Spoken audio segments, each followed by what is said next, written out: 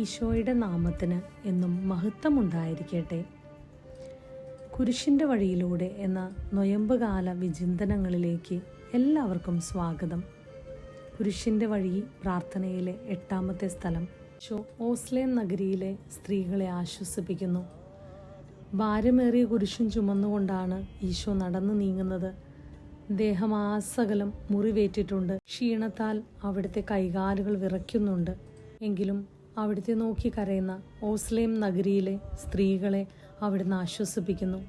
നമ്മുടെ ജീവിതത്തിലും സഹനങ്ങളും വേദനകളും വരുമ്പോൾ നമ്മൾ പരസ്പരം പഴി ചാരാതെ, നമ്മൾ അതേക്കുറിച്ച് പരാതി പറയാതെ ഈശോയുടെ കുരിശിൽ അത് സമർപ്പിച്ചുകൊണ്ട് നമുക്ക് നൽകിയ സഹനങ്ങൾ മറ്റുള്ളവർക്ക് കൃപകളായി മാറാനായിട്ട്, മറ്റുള്ളവർക്ക് വേണ്ടി പ്രാർത്ഥിക്കാനായിട്ട്, അവരെ ആശ്വസിപ്പിക്കാനായിട്ട് ഈ നൊയമ്പ് കാലത്തിൽ നമുക്ക് ശ്രമിക്കാം.